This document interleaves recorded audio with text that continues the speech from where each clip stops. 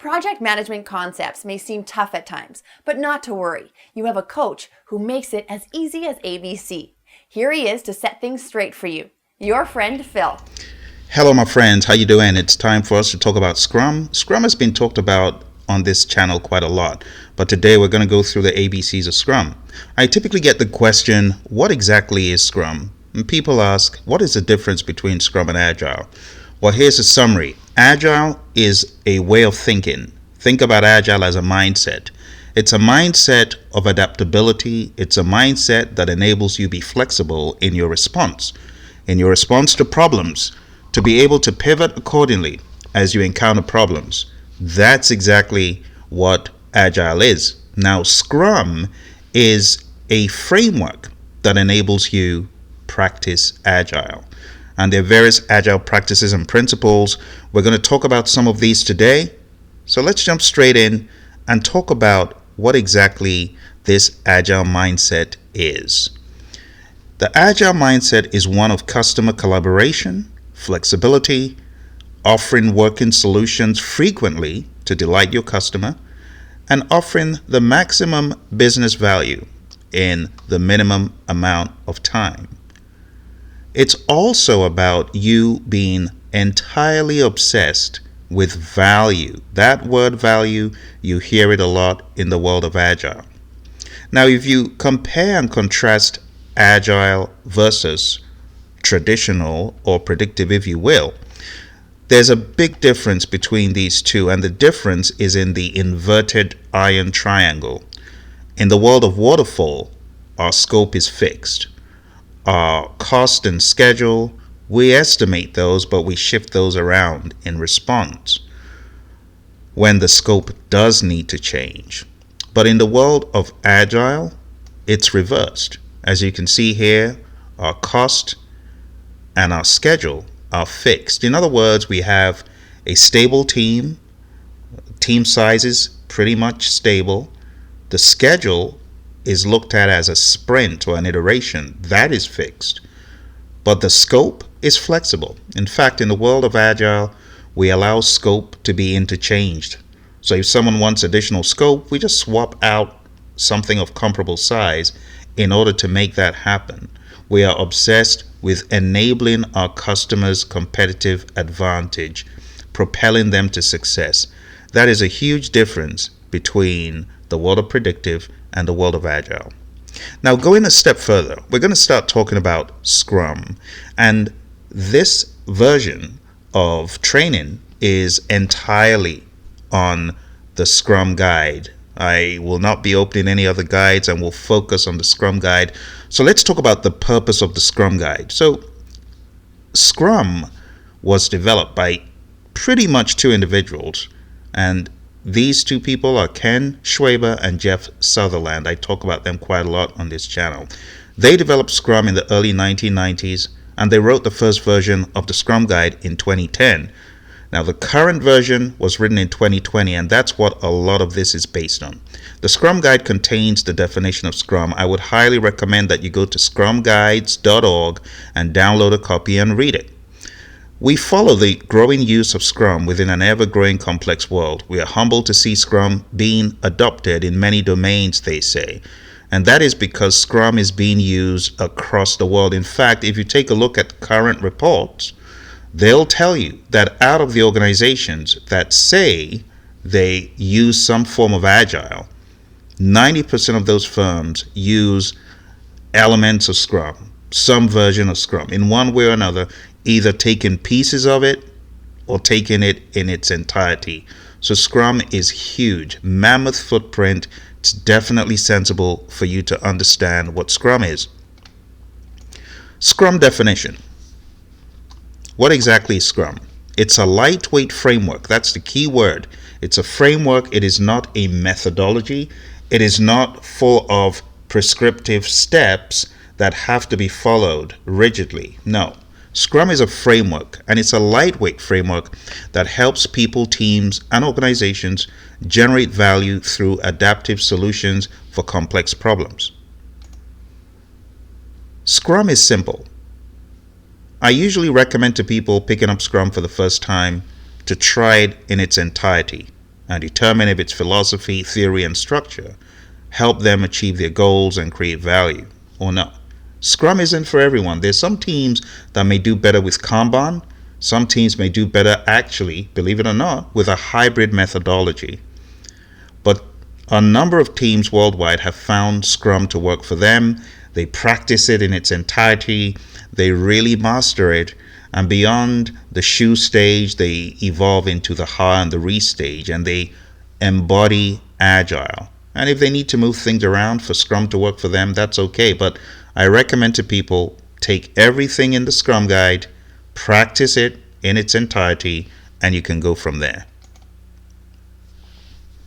Various processes, techniques, and methods can be employed within the framework.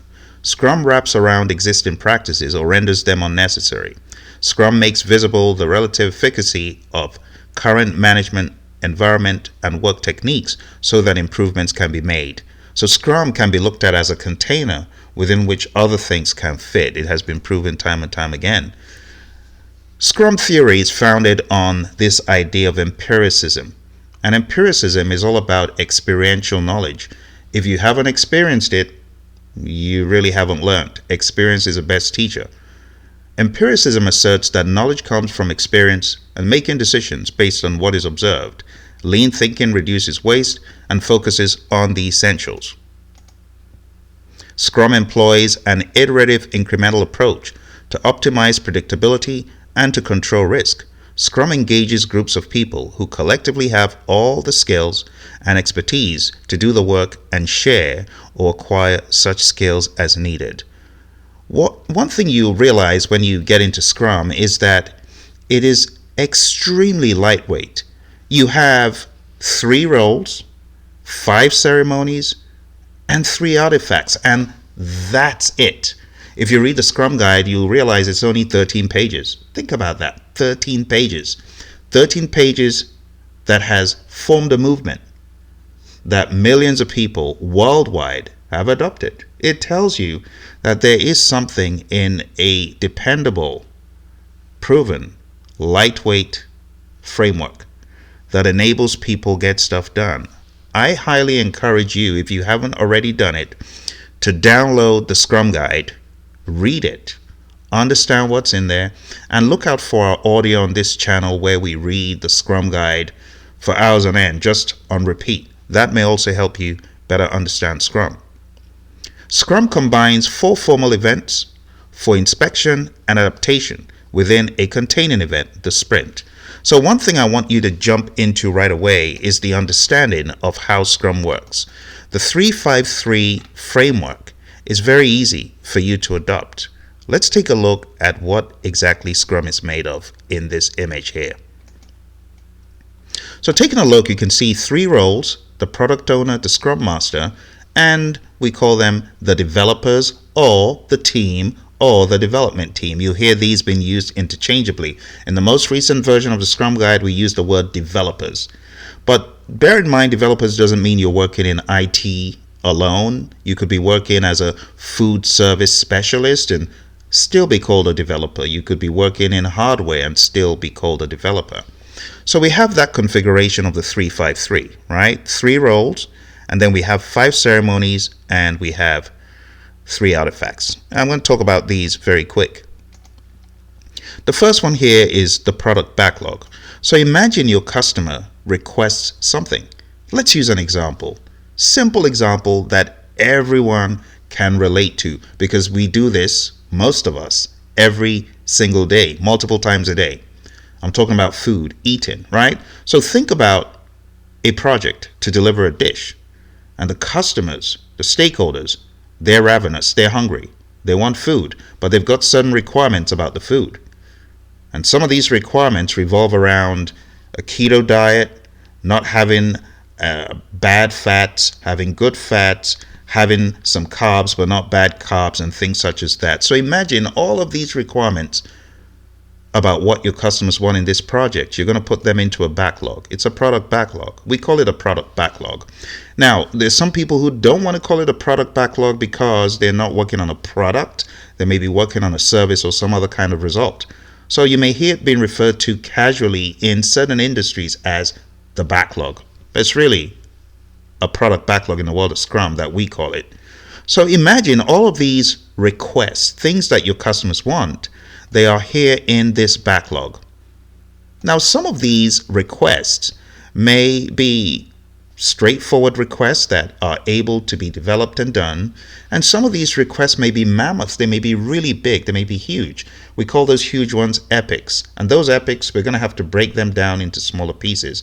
Now, these definitions aren't in the Scrum Guide, but this is what we just call them in the world of Agile. So in the world of Agile, in your product backlog, you could have things such as epics. You could have things we call features, which aggregate stories for release, and we could have user stories themselves. I refer to these as PBIs. As you can see on the screen, we have epics, features, stories in that hierarchy. We also have tasks that some teams spend time doing. But the truth is that these tasks do not offer value to the customer. Maybe to developers it might, but in the eyes of the customer, this is not value. Everything that is value is from the story and up. And that's why our focus, when we get into this world, is really more on what delivers value to the customer. The tasks, they don't have to be put into a backlog. What we do want to see in the backlog is the customer-centered requests. And we refer to those as user stories, or just casually as stories. So going back here, we have all of these stories, things that the customers want. Okay? Now, as we begin to think about getting the work done, we then move into the sprint. Okay? So the backlog is prepared outside of the sprint. But the moment we begin getting into the sprint, what is going to happen here is the very first event, and we call this sprint planning, the sprint planning ceremony. Now, the sprint planning ceremony is where we take some items from the product backlog and we decide what we're going to do in the sprint. We then form a subset of the product backlog and we call it a sprint backlog. The sprint backlog is what we're going to do within the sprint, what we're going to do within the iteration. Now, in previous editions of the Scrum Guide, the sprint was said to be 1 to 3 weeks, but in the current version, it is 1 to, get this, 4 weeks. 1 to 4 weeks. So your sprint could be anywhere 4 weeks or less. That's the idea in the current Scrum Guide. So our sprint, we look at that as an iteration where work is being done. Remember, it's a container. So the way I want you to see the sprint is like this. I want you to see the sprint as a container, and I want you to see all of these other ceremonies we're going to be talking about as fitting in the container. So we have the sprint planning ceremony, and this is where we decide what are we going to work on within this sprint. Okay? And then we begin the sprint. And in the sprint, every day of the sprint, we have what we call a daily Scrum ceremony. Some people refer to this as a daily stand-up. However, in a daily Scrum, you don't have to stand up. There's some people who can't stand up. So we call it a daily Scrum, right? And that, again, fits within the sprint. So the daily Scrum ceremony is where the team is able to inspect and adapt, is able to exhibit transparency, and is able to plan towards the sprint goal. In other words, the sprint goal that was decided, whatever that may be, in sprint planning, every day of the daily Scrum, you take a look and ask the question, what have I done to move towards a sprint goal? What am I going to do to move towards a sprint goal? What are the impediments in my way? You see, this is not a status meeting. A lot of people make this mistake. A lot of people in the world of Agile understand that this is an anti-pattern. So we don't want to think of it as a status meeting. But a lot of folks from the world of predictive coming in here, they come in with that bad habit of giving status. And status doesn't really do anything for you to move the project forward. All it does is enhance fear and coercion, and that's where management comes in with the carrot and stick approach. That is not what we want to do in this world. In this world, we want to ask, what have we achieved since our last meeting to move towards a sprint goal? So your eye is always on the sprint goal. Are we moving towards a sprint goal? Is the sprint goal still viable? It's still feasible? And then what are the impediments? Now, we don't want to make the daily Scrum a free-for-all to solve problems. No, that's not the idea. In fact, only the developers should speak in this meeting. The idea is to understand, regarding the sprint goal, what is it looking like? What is blocking us? And those blockers, we could identify them in the daily Scrum, but we solve the problems outside the daily Scrum. All right, so the daily Scrum ceremony also fits within the sprint. Just remember, this is a container for the sprint. All right. The next thing that happens in the middle, somewhere in the middle of this sprint, there is an informal, there could be an informal ceremony. And this informal ceremony is known as backlog refinement. Now, the idea behind backlog refinement is you as a Scrum team, you finish one sprint and you move into the next in quick succession. In other words, you do the 1 to 4 week sprint and then you move into the next one without a break. If you're going to be able to move into the next sprint without a break, then you really need to know what is coming down the pike. In other words, your backlog needs to be primed. You need to have it primed, ready to go. And what that means is you're going to refine the backlog by taking some of those big chunks of work like epics, features, decompose them, break them down. There's a word that we use. We say these user stories in the backlog, we need to refine them to get them to a ready state. And what ready means is the stories, for example, should be independent. They should be independent of other stories so that we can do them. They should be small enough to fit within a sprint. They should be testable. We should be able to test these stories. They should be estimable. And we have an acronym that we call the INVEST acronym, INVEST. So we talk about independent, negotiable, valuable, estimable, small enough to fit within a sprint, and testable. And when we say valuable, we mean that it should offer real value to the customer. It should also be vertical in that it should slice through the necessary layers of value to offer some sensible, coherent value to the customer. For example, what use is data without the database? Oh, we're done. Here's the data. Well, how am I going to view the data? So it has to be vertical. It has to cut through the layers. The visual layer, the back-end layer, the presentation layer, if you will. And that's the idea. It's like serving a cake. You don't just serve the icing on the top. You cut through all the layers. So when we talk about backlog refinement, the reason why we do backlog refinement is we want our user stories to be ready so that when we get into the next sprint, right, we have stories that we can immediately begin working on. Very minimal work needed in that sprint planning ceremony. That's not where you're breaking down the epics. That happens in the backlog refinement ceremony. Okay. Now the backlog refinement ceremony is informal, and that's why it's in gray. You don't find this talked about in the Scrum Guide, but in industry it is highly regarded and used by a lot of teams. Not all, but a lot of teams. Moving on, the next thing that happens in the sprint is the sprint review ceremony. But the sprint review ceremony can only happen when your artifact, known as the potentially shippable increment, now currently just known as the increment, when you get the increment, at that point, the sprint review ceremony can hold. So in this image, the sequence of events is your PSI or your potentially shippable increment, and then the sprint review ceremony.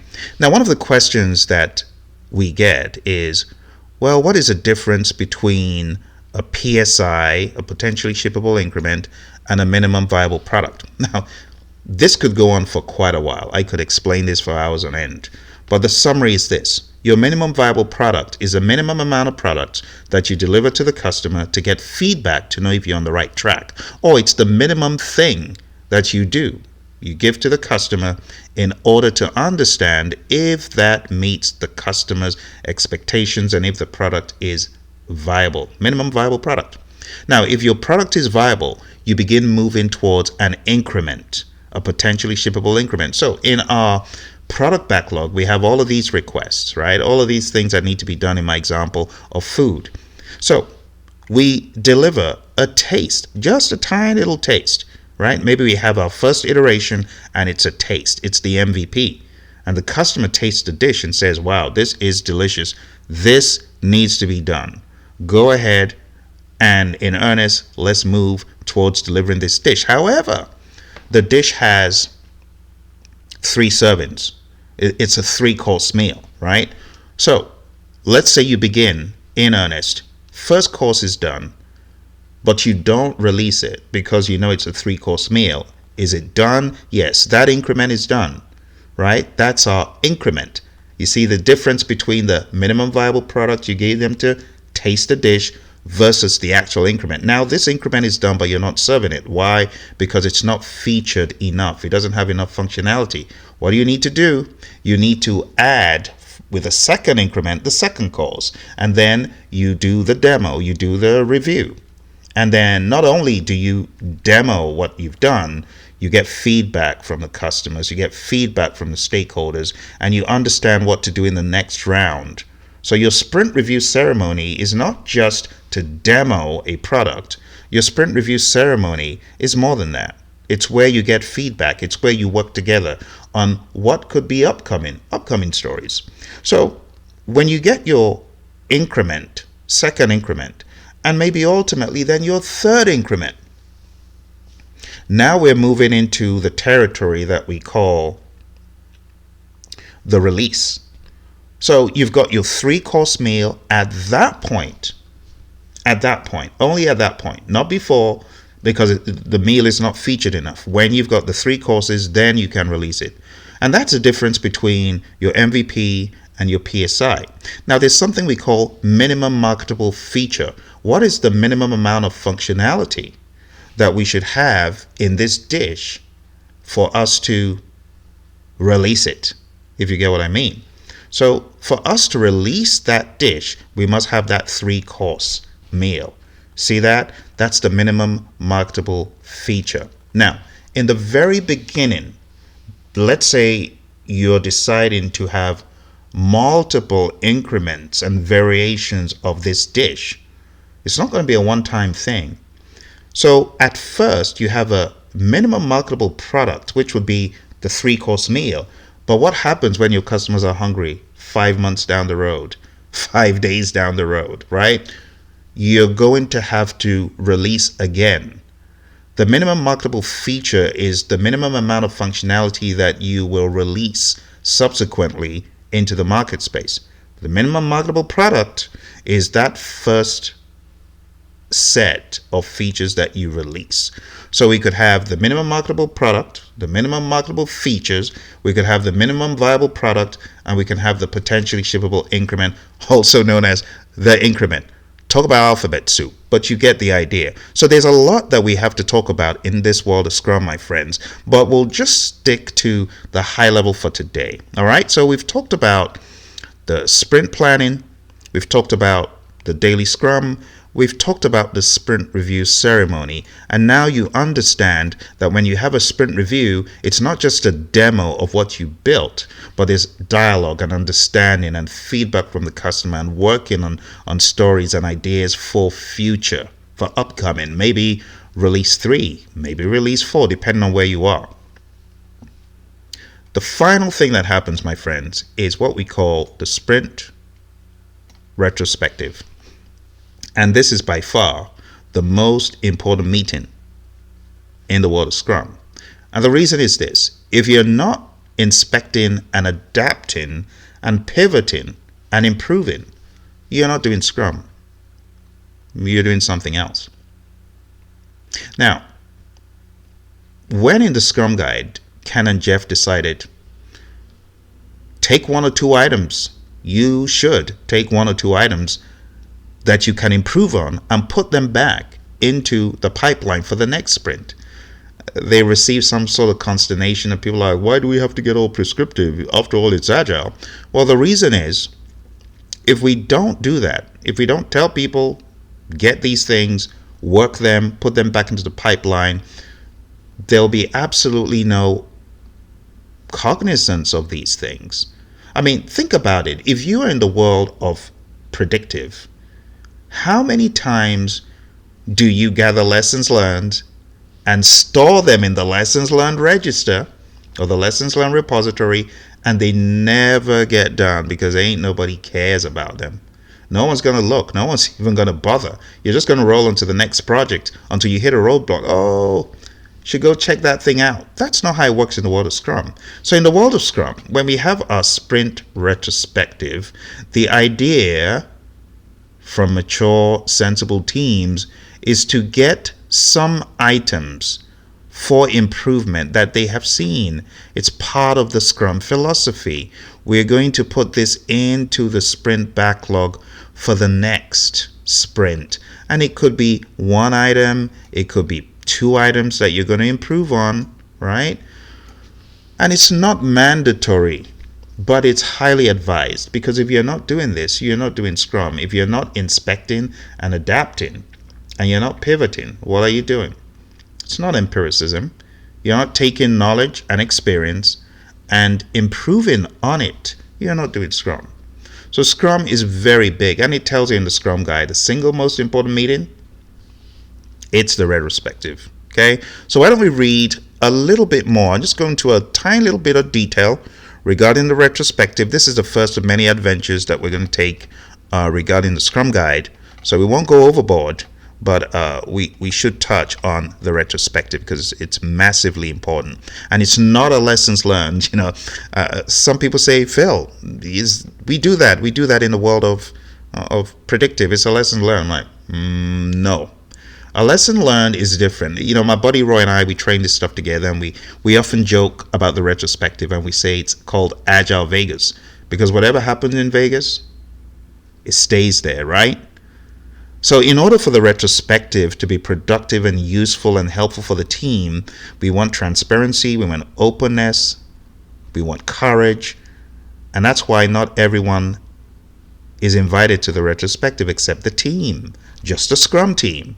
So the reason is we want a safe space for the team to come clean, for the team to openly challenge in a good way, to have healthy conflict, to have healthy dialogue, to just be as transparent as possible, as honest as possible. And you find teams that are not honest, they don't really get the best.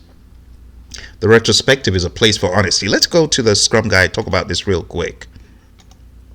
So the purpose of the sprint retrospective is to plan ways to increase quality and effectiveness. The Scrum team inspects how the last sprint went with regards to individuals' interactions, processes, tools, and their definition of done. Inspected elements often vary with the domain of work. Assumptions that led them astray are identified and the origins explored. The Scrum team discusses what went well during the sprint, what problems it encountered, and how those problems were or were not solved. The Scrum team identifies the most helpful changes. See that?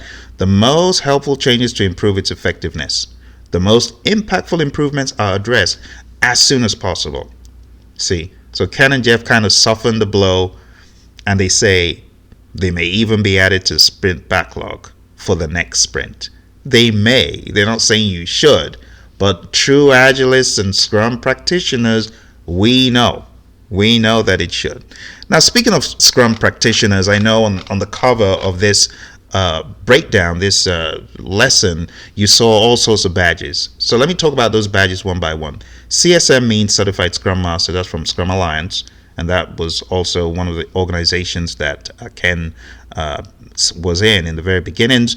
Then PAL is Professional Agile Leadership. That's from Ken's company, Scrum.org. It's a certification for Agile Leadership. Then next one is PSPO, Professional Scrum Product Owner.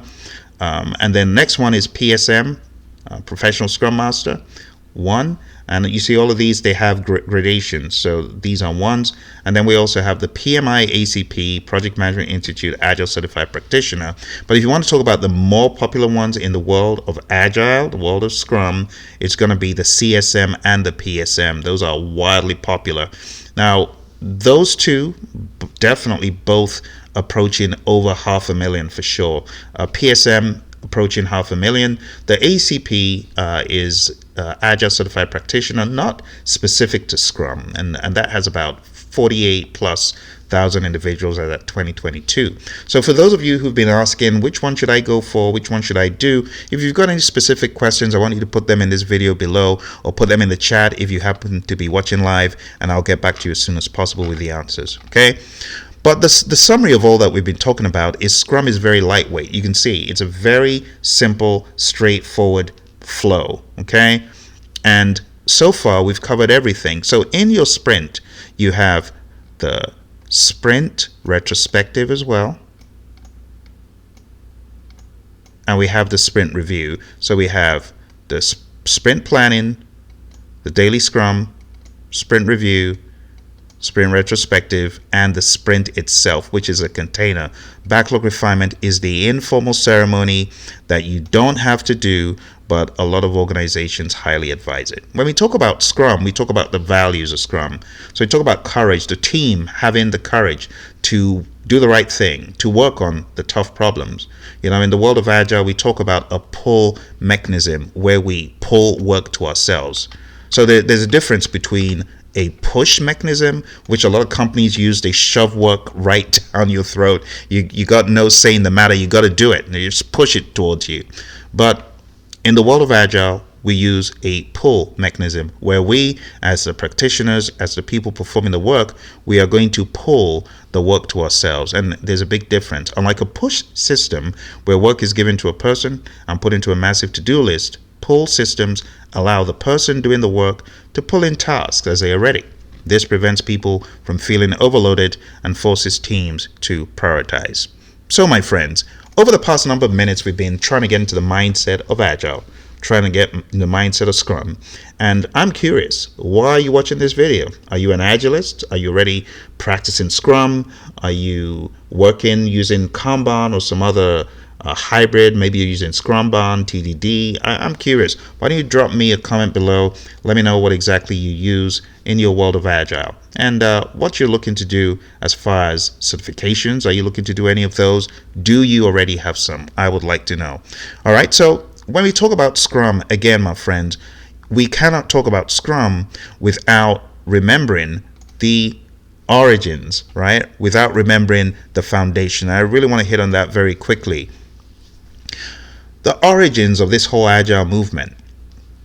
Now, Scrum was already in existence before the Agile manifesto, but anyone who wants to truly embrace the Agile movement and the Agile mindset should know the 12 principles.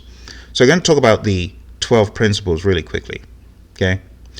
In software development, Agile, sometimes written with a capital A, Agile practices involve discovering requirements and developing solutions through the collaborative effort of self-organizing and cross-functional teams and their customers and end users. It advocates adaptive planning, evolutionary development, early delivery, and continual improvement, and it encourages flexible responses to change. Okay? But I really want you to take this away. I really want you to remember that Agile is not a framework. Agile is not a method. Agile is not about tools and techniques. Agile is not solely about practices. Primarily, my friends, Agile is a mindset. I can say that all day on repeat. Just to remind people, because we often get sidetracked with tools and frameworks and methods, and all that doesn't mean a thing without the right mindset. You could do Scrum all day long with a bad mindset and you'll get nowhere.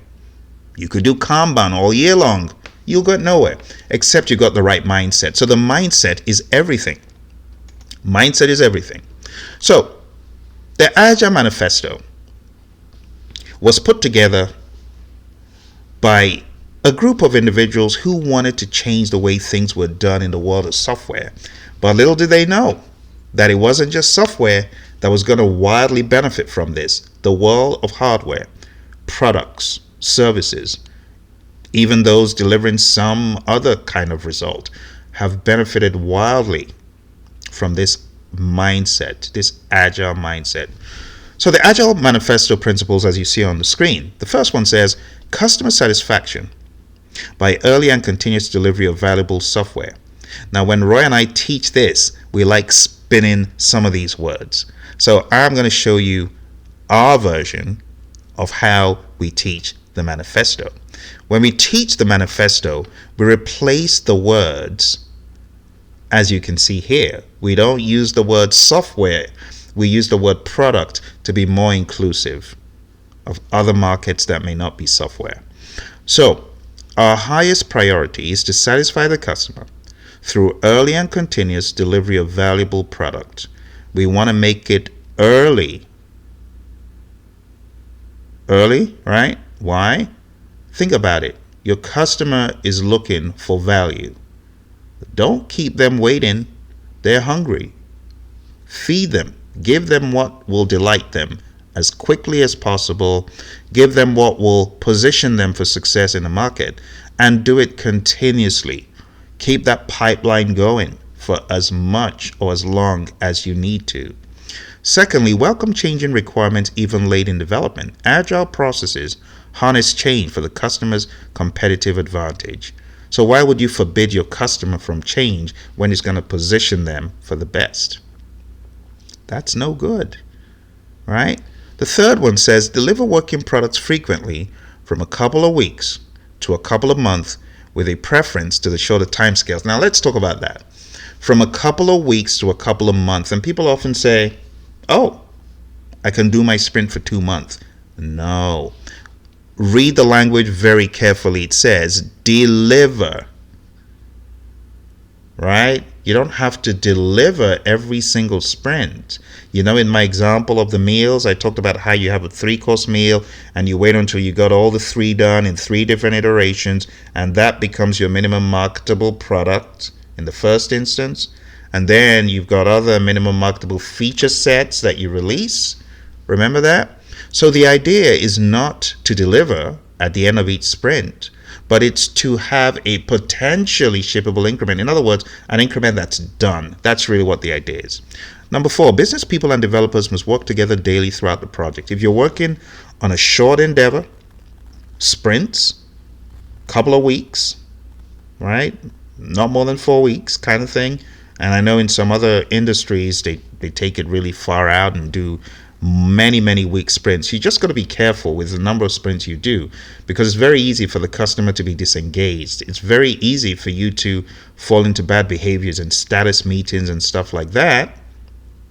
But if you have smaller increments and you're meeting daily, because it's a very short iteration, 2 weeks is short, even 3 weeks would be short, right? But if you're meeting with them on the regular, you're going to be able to avert danger, disaster. It's a risk coping mechanism. Think about it like that.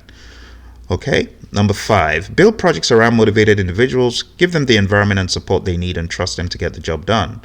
So when you give people the right environment, they deliver better. That's it. Remember, in the world of Agile, we talk about a self-organizing, self-led team.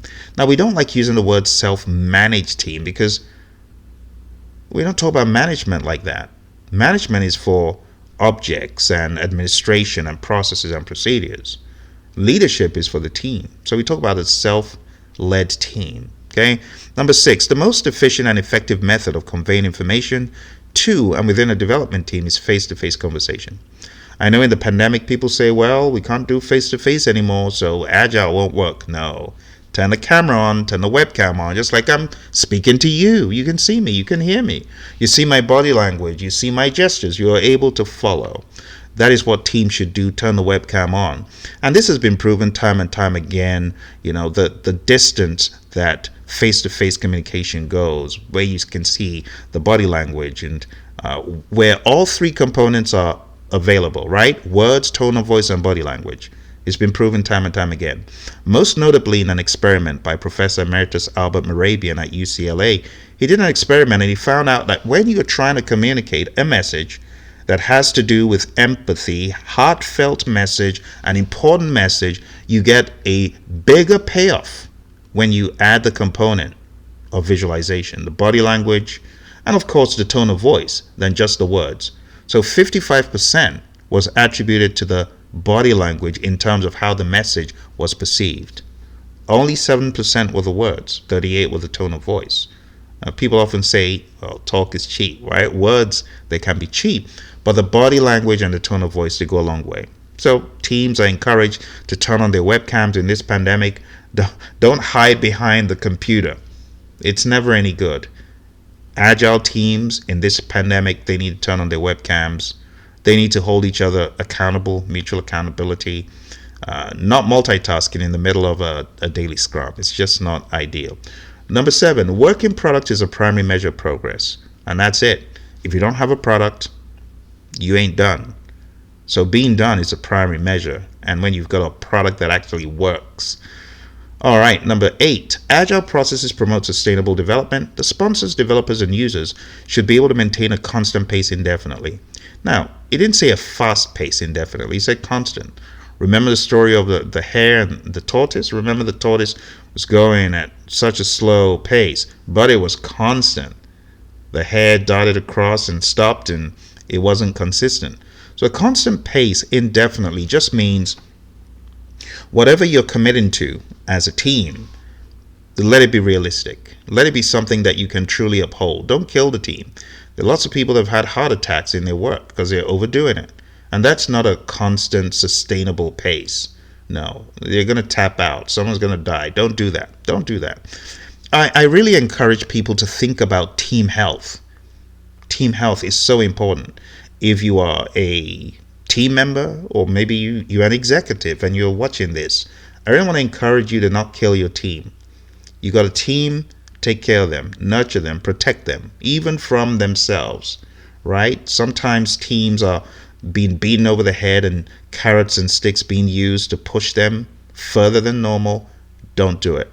Don't do it, right? So treat your team well and give them the environment and support they need, and trust them to get the job done. And believe them if they tell you we can't do 200 story points this sprint. Believe them. They tell you only 100, go with that. All right. So Agile processes promote sustainable development, and we look for the team to maintain a constant, realistic pace.